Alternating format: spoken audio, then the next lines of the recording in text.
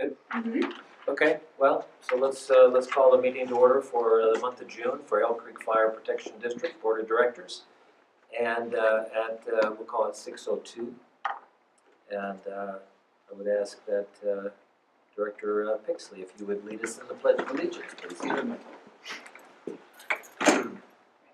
Allegiance to the flag of the United States of America and to the republic for which it stands, one nation, under God, indivisible, with liberty and justice for all. Thank you. All right, let the record show that the board is represented as best as we can tonight, given that we have a vacancy to take care of, which we'll discuss in a little bit. But I guess I would ask that, do we have any additions, deletions for the agenda? None here. Okay, then I would ask for an approval of the agenda, please. So moved. Second.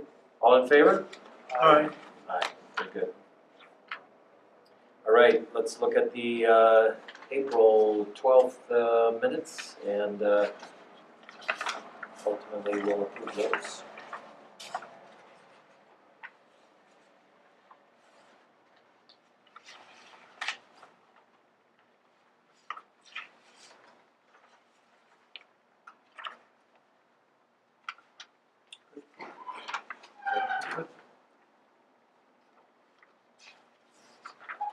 Everybody good? Yep. Okay, can I get someone to make a motion to approve those, please? So moved. Second. All in favor? Aye. Thank One you. extension here. Yes, As I wasn't there. sure, of course. All right, Jane, so let's see, do I have something here that we need to work with regarding the swearing in? Yeah, it's just right behind the minutes, so you can read that and, Is it this, Yep. oath of office? yeah, so you and Greg stand up and together and, All right, so we basically need to swear in Director Pixley, Greg Pixley, as a new district board member. So let's take care of that, I guess. So, let's see. Repeat after. Bible or? Apparently not. I guess as long as we're, All right. Put your hand on the TV. yes, that's right. So repeat after me. I, Gregory Pixley, I, Gregory Pixley, will faithfully support the Constitution of the United States and of the state of Colorado, will faithfully support the Constitution of the United States and the state of Colorado, and the laws made pursuant thereto, and the laws made pursuant thereto, and will faithfully perform the duties of the office of Director and will faithfully perform the office and the duties of Director of Elk Creek Fire Protection District, of Elk Creek Fire Protection District, upon which I am about to enter. upon which I am about to enter. Okay, subscribed and sworn back in May, but Yeah, I'll change effective. it, yeah, I'll change Okay, it so you guys cool. can sign. Congratulations. thank you. I Yes. appreciate it. All good? Okay. Thank you, Greg. And let's see.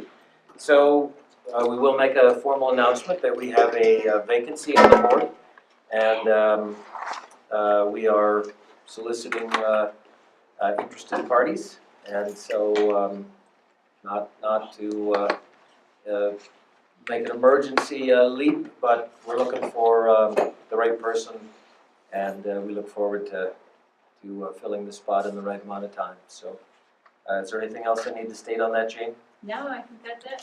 Okay. Very good. With that, Alec, I'll turn it to you for the financial picture. Not exactly. Not exactly? Not exactly, no. We had the financials for March. Oh, excuse me. Yes. Thank you. See, that's what happens when I miss the previous meeting. Here or there. Sorry about that. Expenses in the amount of $158,100 for the month of March, and I move that those expenses be approved. Second. All in favor? Aye.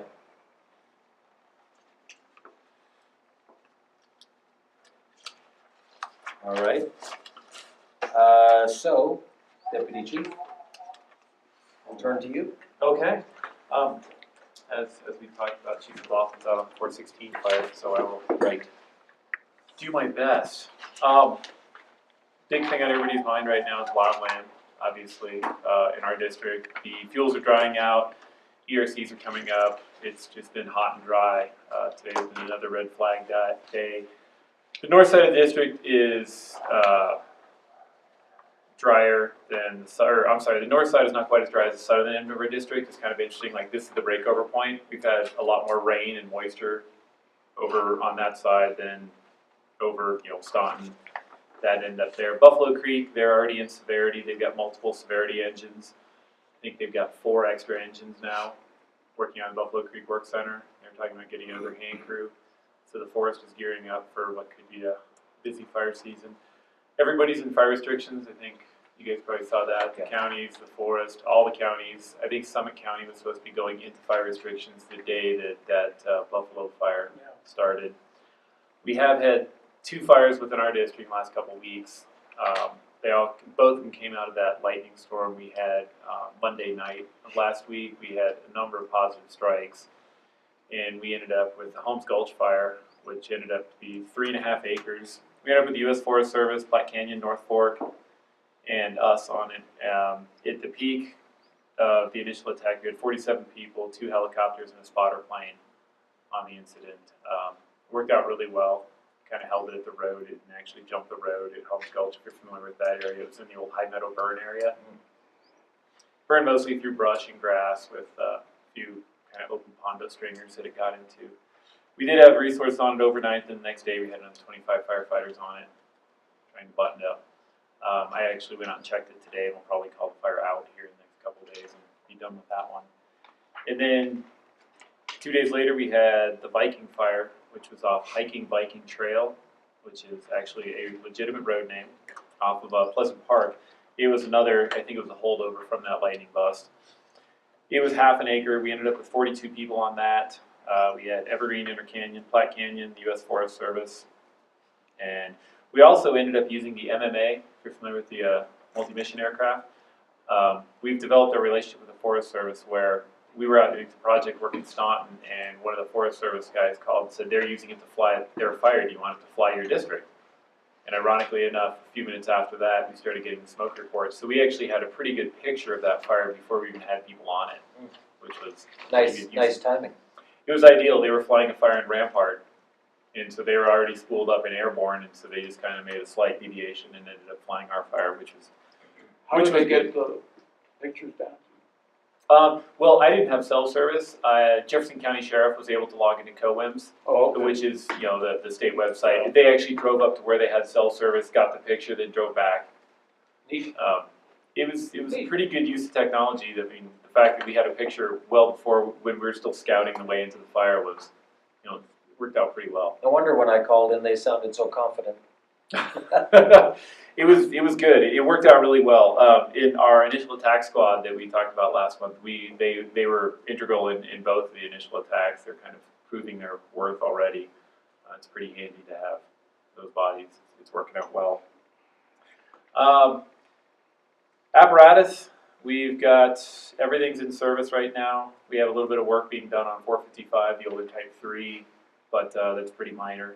The new ambulance should be done in, I just spoke to today, about 4 weeks, the re-chassis. So fingers crossed it'll be done in 4 weeks. Academy is nearly done. The graduation is going to be on the 30th. They're just finishing up hazmat. For the first time in the history of the Academy, this is still the only time we've only had one person drop out, and that was in the 2nd week. So I think that's a Good deal. That's awesome. yeah, it's pretty exciting. Really good bunch of people, and Have they been able to go out on any of these fires? yes, they've actually helped quite a bit. They've all commented that it's significantly more exciting to go out and see it than it is going through the classes. Do we have gear for them? Yeah. Really well. Oh yeah, they're all outfitted. As soon as they finished their 130, 190 class, they got all their PPE, and they're all outfitted. I think we've actually got 4 of them working on shift today. Chief, how many are in the academy? We've got 15, and then 1 from Intercanyon. 1 from Intercanyon, then another 1 from Intercanyon who missed the firefighter 1 component, but he's doing hazmat and wildland. And then in May, it's another busy month. We had 124 calls. Our average response time was 10:15. We only ended up with mutual aid once. We had 37 transports, 21 ALS, 15 BLS, and 1 helicopter. We had 339 hours of staffing at Station 1. The average turnout was 4. And then training, we had 310 hours. And the academy update. You can kind of see the breakdown of calls. EMS was down 58%. Usually we hover right around 63, 65%. Last month it was down to 58%, which is interesting. No really rhyme or reason, but we're still running significantly below the national average for fire-based EMS. Most places run between 75 and 80%, and we don't. I have no idea why. It just works out like that.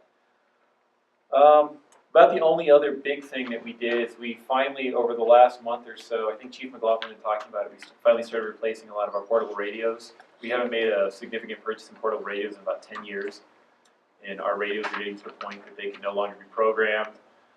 You could buy the radios on eBay for about $50, but the batteries were $75. So it really got to be, we kind of had to do something. So we made a pretty significant purchase, and I think we purchased 30 handheld radios. We're getting those out to all the volunteers and the paid staff. And I think that's about all we have going on this month. Are pagers still in use? Pagers, they're yes and no. We did give them to the rookies this year. They're just kind of they're kind of dying. They're very expensive. A new pager is $400 or $500. Just for a pager? Yeah, just for a pager. It's basically a one-way communication device versus a radio, which is right around $800-900, which you can actually use as a radio. And so we did get some of them fixed for the rookie class. I don't know how long. I mean, we may just give them to the rookie class just for them finishing out their rookie year, and then Are you going to surplus the old radio? we'll try to. Like I said, they're going for probably $25-30 on eBay in some places. If they're in good shape, most of ours are old because they've been used for 10 years. They've got some issues. So we'll try. If there's any avenue we can use to do anything with them other than recycling them, we'll see. We'll see if we can donate them somewhere. Unfortunately, they're not really worth much of anything. They're not worth the time to try and sell them right now. They're not full of gold or something. No, they're not full of much of anything other than, unfortunately, really outdated technology. Very good. Any other questions? Any of them are new communication stuff? Um, Jeffcom or? I don't know. Jeffcom is mostly in Chief's wheelhouse. I don't usually go to those meetings. I know we finally got Jeffcom integrated with our emergency reporting, our record management system. So dispatch actually pushes all the information into our record management system. So our files the reports are probably 60% already completed. There's no question with times. It all goes in there, and nature of call and that sort of thing. The next step is to get the CAD system started, getting it installed into the trucks. Yeah. Chief McLaughlin had looked at that. It's very costly. I think it's going to run like $6,000 or $7,000 per unit, which is a lot of dollars per unit. What we're talking about doing is our new ambulance. We may end up getting that done first, only because it's not in service yet. So we can basically get the ambulance, take it over to the upfitter, so they can go ahead and put it in there, because that'll be the one that we know we're going to keep for the longest. And then probably one or two more just to see how it works, and then slowly, probably every year, kind of trickle them into more apparatus. Maybe 431. Yeah, we'll have one in the first out engine. The first out engine, probably Chief McLaughlin's vehicle, and probably the first out medic unit for the first go round. But like I said, it's fairly expensive. Thank you. All right, excellent. Thank you, Jacob. Okay, so for new business, looks like the intergovernmental agreement, I just need to sign that, is that correct? Do we need to read it in? What's the? Yeah, I mean, we need to, Make a motion? yeah, we need to make a motion Okay, to so, accept it, and then I need you to sign it, yes.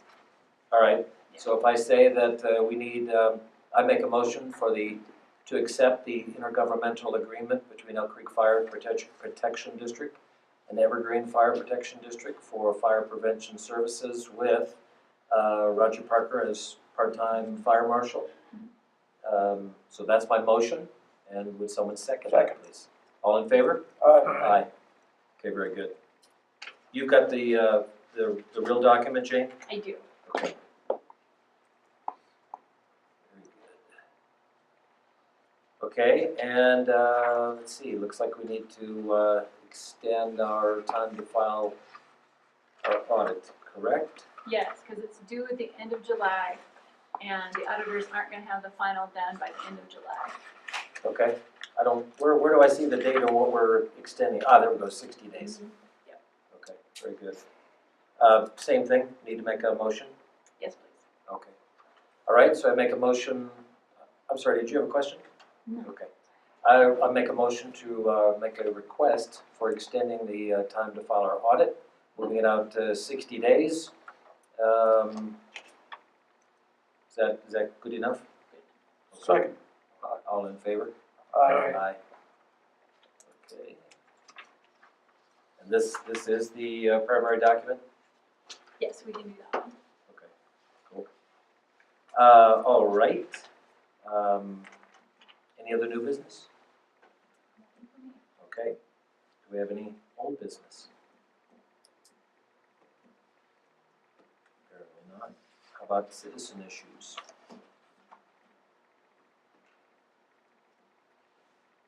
Even from Iowa? Even from Iowa. Not even from Iowa, okay. In that case, I would take a motion to adjourn at 6, we'll call it 19. So moved. Second. All in favor? Aye. Aye. Very good, thank you.